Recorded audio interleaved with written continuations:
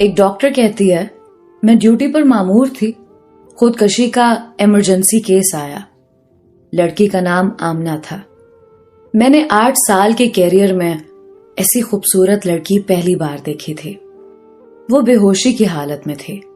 उसको उठाकर लेकर आने वाले उसके वालिद थे। वालिद माशाल्लाह बेहतरीन पर्सनैलिटी के मालिक थे, मगर बेटी की हालत ने उनको उस वक्त बेहाल कर दिया था।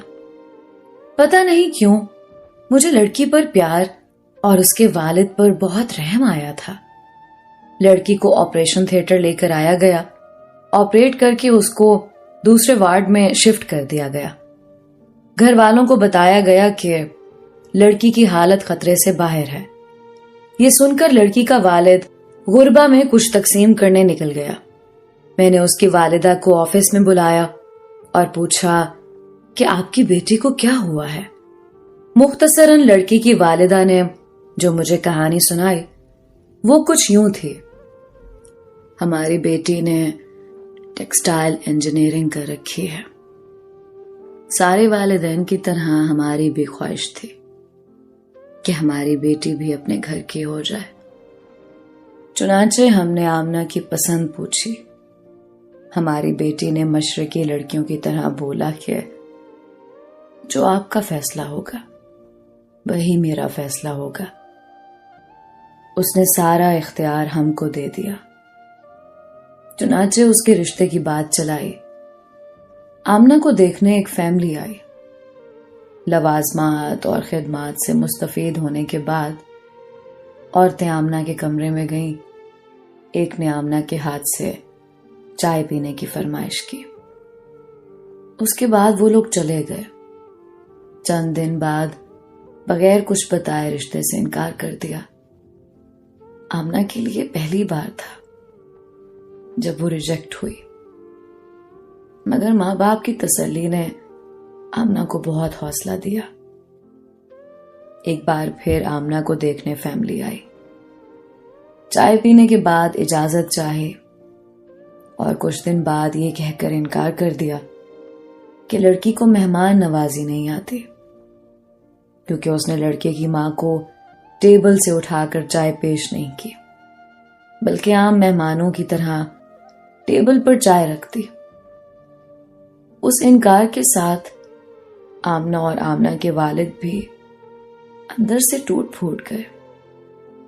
अल्लाह की रजा समझकर सब्र किया। कुछ दिनों बाद एक नई फैमिली आई।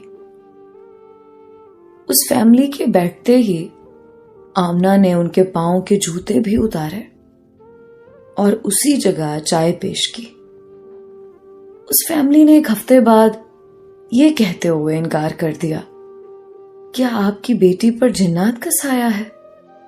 वरना कोई मेहमान पहली बार घर आता है तो उसकी इतनी मेहमान नवाजी कौन करता है? पिछले 8 सालों में 100 से ज्यादा रिश्ते आए आमना के लिए।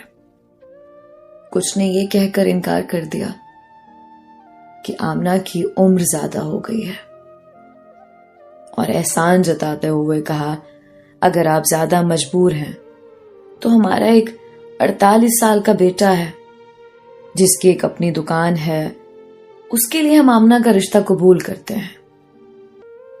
इतना कहते ही आमना की मां सिसकियां लेकर रोने लगी और कहा, आप भी तो एक मां हैं, और मां जितनी भी मजबूर हो गैरों के सामने क्या कह सकती है। और मेरी बेटी कल सारा दिन मेरे सीने से लगकर रोती रही और कहती रही, इन लोगों के मयार तक आते आते मेरी उम्र ज्यादा हो गई है। आमना की वालिदा ने कहा, ना जाने कब उसने दुनिया को अलविदा करने का फैसला कर लिया, और कहती रही, मेरा मनूस साया मेरी बहन को भी वालिद की दहलीज पर बूढ़ा कर देगा। मैंने आमना की वालिदा को पानी पिलाया। इतने में उसका वालिद और पीछे से वार्ड बॉय कमरे में दाखिल हुआ और वार्ड बॉय ने कहा, आमना होश में आ गई है। आमना की वालिदा बिजली की तेजी से वार्ड में दाखिल हुई। आमना का सर उठाया और सीने से लगाकर रोने लगी। इतने में मैं और आमना का बाप भी वार्ड में दाखिल हुए। आमना मां को छोड़कर बाप के गले लगकर रोने लगी और कहने लगी, बाबा, बेटियां बोझ होती हैं। बाबा, आपने मुझे क्यों बचाया? मुझे मरने देते ताकि मेरा मनूस साया घर से निकले और गुड़िया की शादी हो, नहीं तो वो भी आपकी दहलीज पर पड़ी रहेगी और बूढ़ी हो जाएगी। आमना का बाप चुपचाप आंसू बहा रहा था। मैंने हालात आउट ऑफ कंट्रोल होते देखे तो मैंने आमना को इंजेक्शन दे दिया और आमना के वालिद को लेकर ऑफिस में आ गए। मैंने आमना और उसकी छोटी बहन को अपने दोनों भाइयों के लिए मांग लिया। आमना के वालिद की आंखें अचानक बरसने लगी, मगर अब वो आंसू खुशी के थे। मेरे दोनों भाई भी डॉक्टर थे। मैंने उनको अपना फैसला सुना दिया। वो दोनों खुशी से कबूल कर चुके थे। वैसे ये कहानी बताकर मैं आप लोगों से ये इल्तिजा कर रही हूं, हम लोग शादी एक औरत से करते हैं, किसी हूर से नहीं।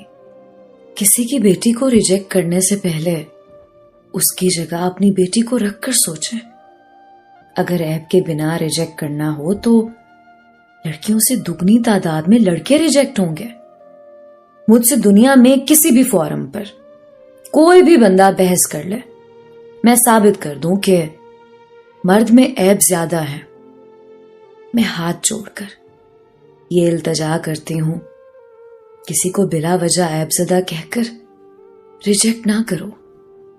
आप लोग अल्लाह की मखलूक के ऐबों पर पर्दा डालो, अल्लाह तुम्हारे ऐबों पर पर्दा डालेगा।